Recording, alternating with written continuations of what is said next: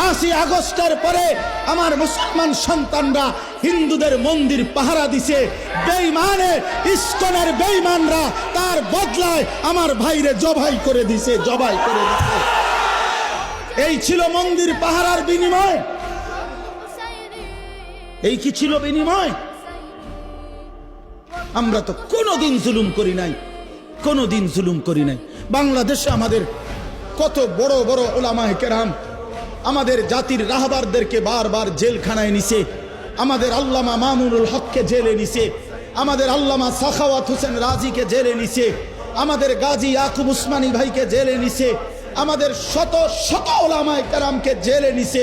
কই আমরা তো কোনোদিন কারো গলায় ছুরি চালাই নাই।